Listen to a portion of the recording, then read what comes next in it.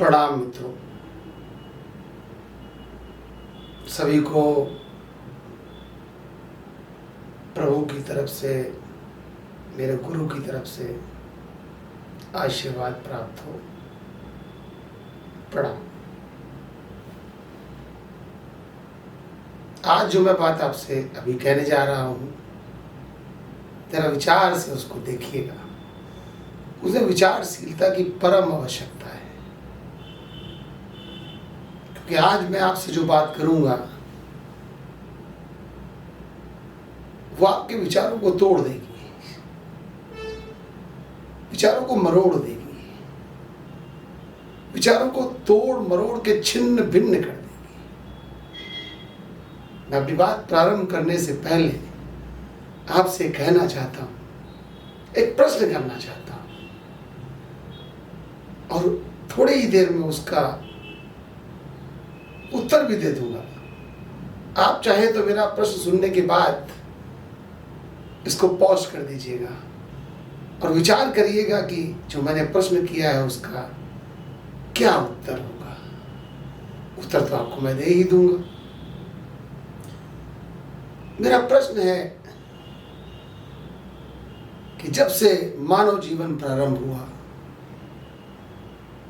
अपनी सनातन सभ्यता के आधार पर लाखों करोड़ों वर्ष हो गए।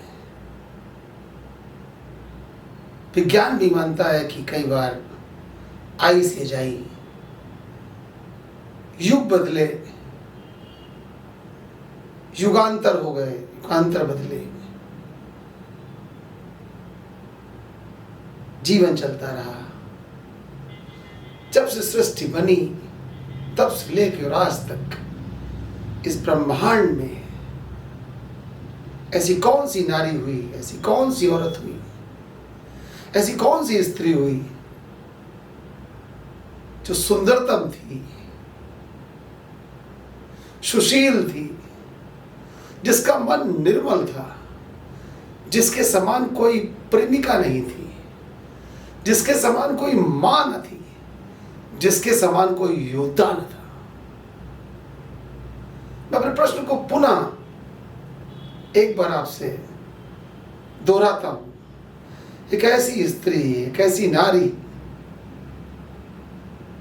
जिसके समान योद्धा कोई नहीं, जिसके समान कोई सुंदर नहीं, जिसके समान कोई प्रेमिका नहीं, जिसके समान कोई मां नहीं, जिसका मन निर्मल, सुशील, ऐसी कौन सी स्त्री ने इस पृथ्वी पर जन्म लिया। आप विचार करते रहिए, हमारे वीडियो को पॉज करके फिर विचार करिएगा, क्योंकि उत्तर तो मैं तुरंत ही प्रारंभ में ही देने ही जा रहा हूं। उसी उत्तर से आज की बात प्रारंभ होगी। सुंदरतम, श्रेष्ठ, सुशील, निर्मल, अप्रतिम सौंदर्य, ऐसी प्रेमिका कि जिसका प्रेम था, ऐसी मां जिसका मातृत्व इतना गहरा कि उससे कोई निकल ना पाया, ऐसी योद्धा कि जिसने ब्रह्मांड को हिला दिया। ऐसी कौन सी स्त्री, नारी को आप जानते हैं?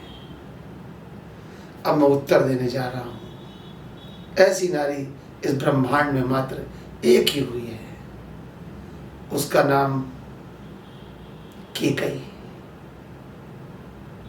राजा दशरथ की पत्नी कैकेयी।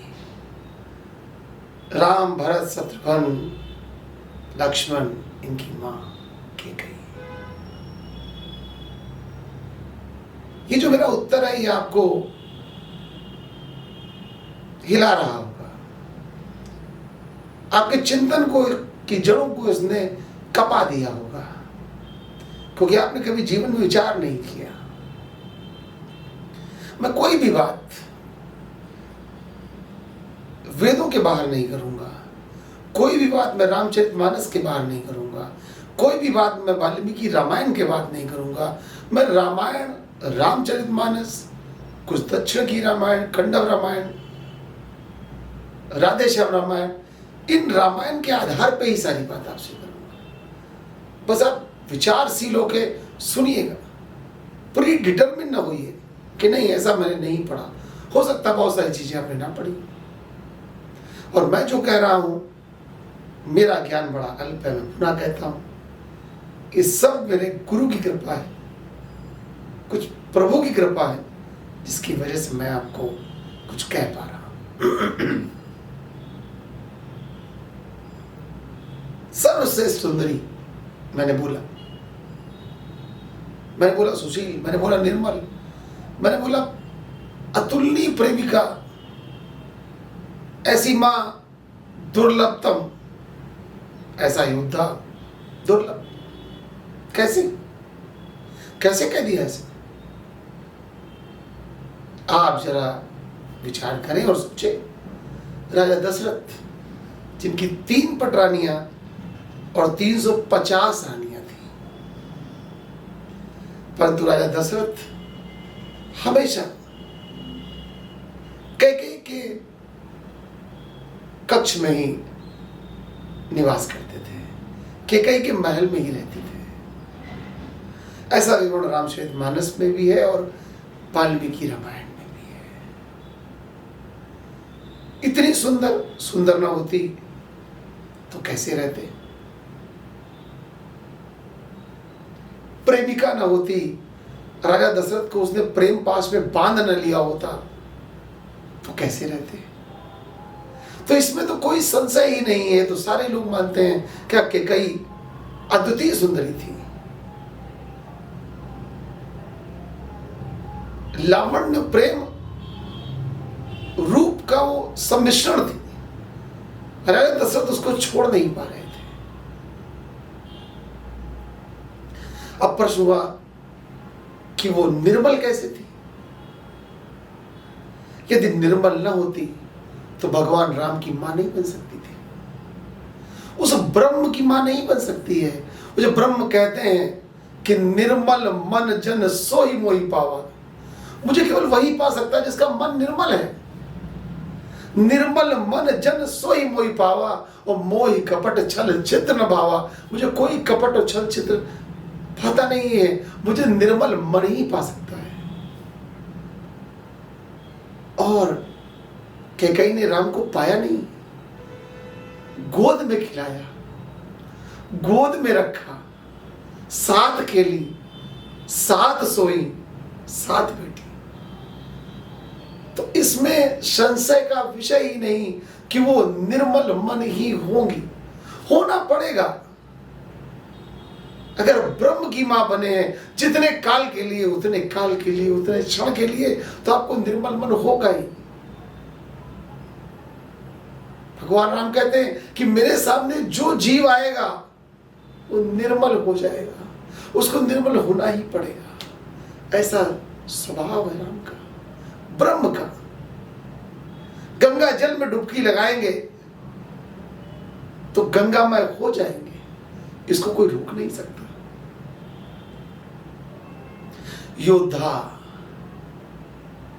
योद्धा तो वो ऐसी थी कि देवासुर संग्राम में जब राजा दशरथ का सारथी घायल हो गया, उसी रथ पर राजा दशरथ के साथ कैकेयी भी थी।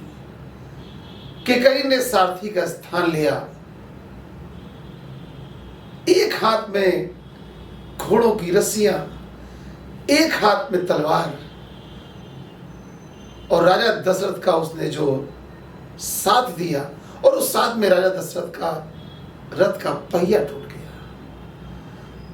उसने अपने सारथी के स्थान को छोड़ के रस्सियों को पकड़े हुए, जरा कल्पना करिए, रथ के पहिए को संभाला, रथ को संभाला और तलवार चलाई, भाले चलाए। राजा दशरथ ने जो अद्वितीय पराक्रम देखा वो अभिभूत हो गए, और उस समय उन्होंने कहा कि कैकेयी जीवन में जब चाहना तो वर मांग लेना। ये वही वो समय था, वही वो काल था जब कैकेयी ने वो 2 वर मांगे थे जिनसे राम को वन जाना पड़ा। परंतु कल्पना कीजिए, वो सुंदरी, वो सुशीला, वो निर्मल मन, वो प्रेमिका, वो योद्धा एक ही स्त्री में समाहित थे। वो मां कैसी थी वो अभी मैं बताता हूं आपको। इतने सारा संयोग, इतना सारा संयोजन एक नारी में, इस ब्रह्मांड में दोबारा कभी नहीं हुआ, क्योंकि वो राम की मां थी।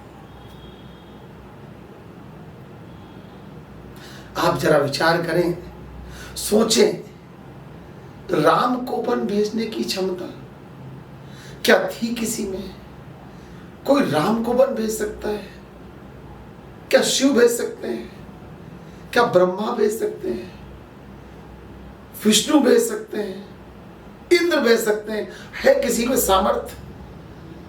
वो राम जो विधि का विधान खुद लिखता है, जिसके सोचने से विधि का विधान बदल जाता है, जिसके सोचने के पहले यह सृष्टि बदल जाती है, उसको वनवास कौन देगा? सरस्वती जी को काम सौंपा गया, आप जाइए और कैकेयी का मन बदलिए ताकि वो राजा दशरथ से 2 वर मांगे। कैकेयी के पास सरस्वती को जाने की क्षमता नहीं थी। राम की मां की बुद्धि भ्रष्ट करेंगे, कल्पना करिए, कर पाएंगे? उस ब्रह्म की मां की बुद्धि भ्रष्ट करेंगे जिसके रोम रोम में ब्रह्मांड समाया, उसकी मां की बुद्धि सरस्वती। सरस्वती तो ज्ञान की बूंद है और कैकेयी महासागर। सरस्वती जी कैकेयी के चरणों पर गिर पड़ी।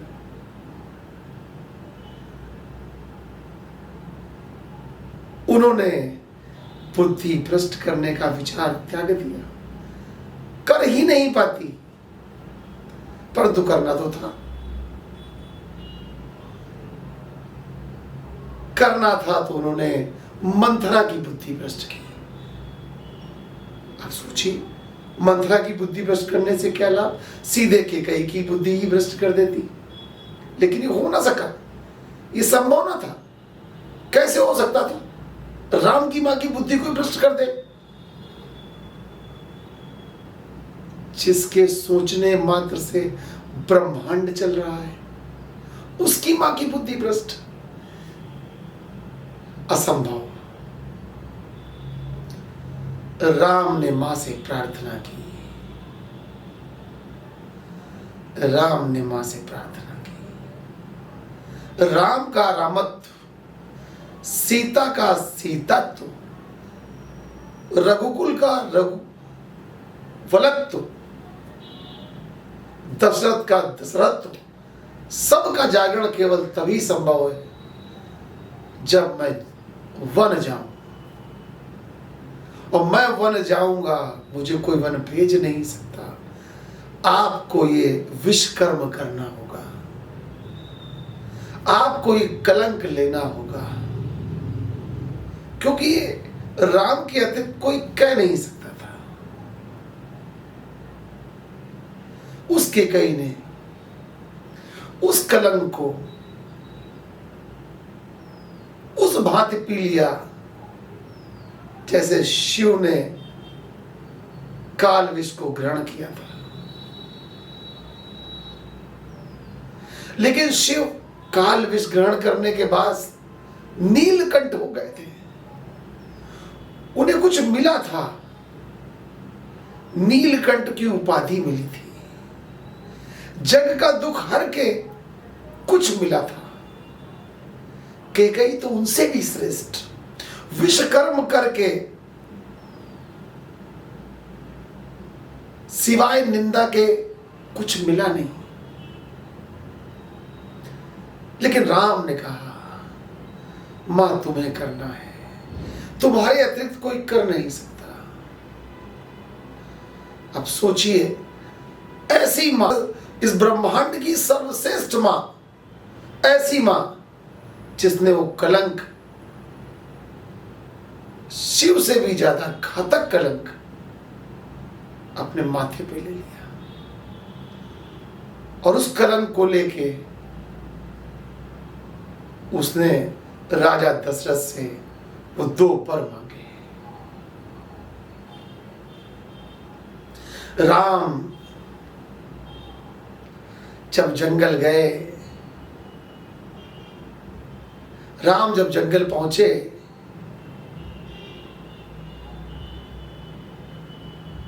उसके पहले आइए चलिए, राम जब जंगल जा रहे थे तो कौशल्या के पास गए।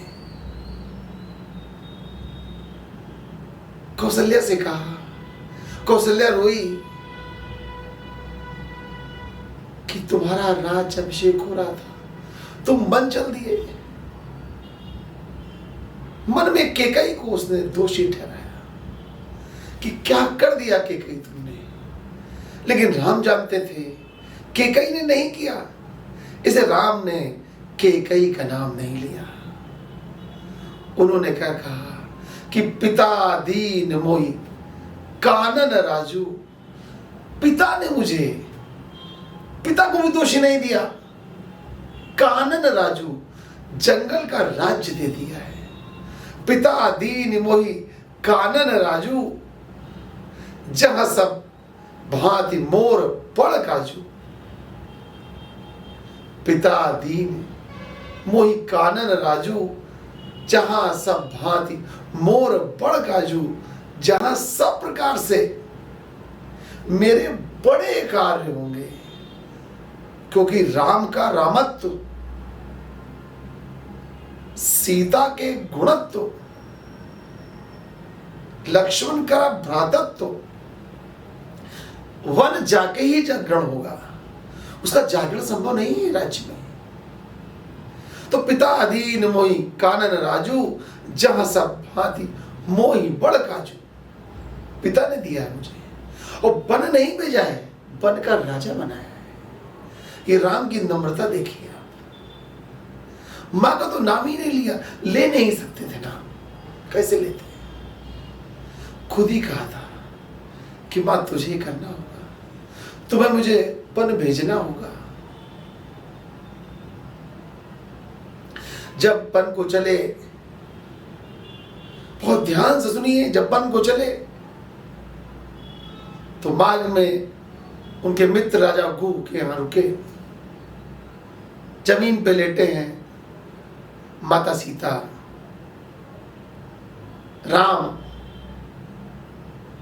लक्ष्मण जी बैठे हैं, राजा गु बैठे हैं। राजा गु को बहुत दुख हुआ, बड़े क्रोध में आए, बोले केकई ने सब गड़बड़ कर दिया। त्रिलोकी, राम जमीन पे लेटे, मां सीता जमीन पे लेटी है, जिनके ससुर इंद्र के समान बलशाली है, जिनका पिता विदेह जनक है, जिनका पति ब्रह्मांड का रचयिता राम है, वो भूमि पे लेटी पड़ी है। पूरी रामचरितमानस पढ़ लीजिए, पूरा राम का वेद पढ़ लीजिए, पूरा वाल्मीकि रामायण पढ़ लीजिए। लक्ष्मण ने केवल एक ही जगह शांत भाव में उत्तर दिया। राम ने दोषी नहीं कहा केकई को, तो लक्ष्मण ने भी दोषी नहीं कहा। लक्ष्मण कहते हैं, को न काहु सुख दुख कर खाता, निज कृत कर्म भोग सब भ्राता। उन्होंने कहा कि हे भ्राता, हे मित्र, हे गुरुराज, कोई किसी के सुख दुख का कारण नहीं है। ये भूमि पे लेटे हैं राम और सीता, निज कृत कर्म भोग सब भाता, सब अपने अपने कर्मों का भोग है। आप विचार करिए कि लक्ष्मण ने भी केकई को नहीं कहा। जब प्रभु राम नहीं कह रहे हैं और प्रभु राम की माया है, उनसे काम करवाया है, उनके चरणों पे गिर के काम करवाया है कि माँ ये काम तुमको करना है, तो दोषी कैसे कहें? दुनिया कहे, कम से कम राम तो न कहेंगे, कम तो कम सीता तो न कहेंगी। अब जब राम वन पहुंच गए, लक्ष्मण को भरत उनको लेने पहुंचे, और भरत जब उनको लेने पहुंचे, सारी माताएं, सारा समाज, सारा गुरुकुल, सारी प्रजा पहुंच गए राम के पास कि चलिए वापस चलना है। क्या हुआ वहां पर? विचार करिए, क्या हुआ वहां पर? जब पहुंचे सब लोग तो क्या हुआ? प्रथम राम भेटी कैकेयी, प्रथम राम भेटी कैकेयी। सबसे पहले राम ने कैकेयी से भेंट की, और ऐसे भेंट नहीं की। प्रथम राम भेटी कैकेयी, सरल स्वभाव, राम का सरल स्वभाव, सरल स्वभाव, भगत मति भेद। राम के सरल स्वभाव, भगत उनको भक्ति दी है। जरा सुनिएगा, सरल स्वभाव, भगत मति भेद, उनकी मति में, उनकी बुद्धि में भक्ति का जागरण कर दिया। वही जागरण किया जो उन्होंने एक बार कौशल्या के मन में जागरण किया था। वही जागरण किया जो भगवान कृष्ण ने अर्जुन के मन में जागरण कर दिया था कि प्रथम राम भेटी कैकेयी। सबसे पहले कैकेयी को भेंट किया। और कैसे भेंट किया, जरा सुनिए और देखिए क्या हो रहा है। सरल स्वभाव, भगत मति भेई, उनकी मति, उनकी बुद्धि को भक्ति से सराबोर कर दिया। वो भूल गई, वो दुख को भूल गई, वो दुख समाप्त हो गया। यही नहीं रुके राम, आगे तो सुनिए। पग पर कीनी प्रबोध बहुरी, पग पर कीनी प्रबोध बहुरी। राम चरणों पे गिर गए। पग पर ब्रह्म, हे राम, राम चरणों पे गिर गए। पग पर कीनी प्रबोध, बोध करा दिया उनको। और बोध से आगे, बोध तो बुद्धा को हुआ था, महावीर को हुआ था, बोध नहीं, प्रबोध उसके आगे। प्रबोध, बहोरी, बहुत समय तक, बहोरी, बहुत विशाल, विराट, विराटतम। कल्पना करिए कि मां खड़ी है, ब्रह्म चरणों पे पड़ा है। क्या कर रहा है ब्रह्म? प्रबोध बहोरी, वो भक्ति, वो बुद्धत्व उनको प्राप्त कराया, क्योंकि उन्होंने तो वो विष पिया, वो कलंक माथे से लगाया जिसको कोई पूछने वाला न था। पग पर कीन प्रबोध बहोरी। और आगे क्या कहा? काल करम विधि। राम कहते हैं, वहां से धीरे से कहा कि काल करम विधि सिरधर भोरी। ये जो हुआ है काल का कर्म है, समय का कर्म है, आपका कोई दोष नहीं है। ये अकेले में, फिर अंत में इतनी बात और भी कही, ये तो होना ही था। तो जो कैकेयी को भगवान राम ने बुद्ध नहीं बनाया, सुबुद्धत्व कर दिया, बुद्ध के आगे पहुंचा दिया, सुबोध कर दिया, और वहां पहुंचा दिया जहां कोई पहुंचा नहीं। जब राम ने उनमें दोष नहीं देखा, और कैसे देखते दोष? राम के कहने पर ही तो सब था। तो आप क्यों देखते हैं दोष? राम की मां को, कैकई को दोषी कहते हैं आप?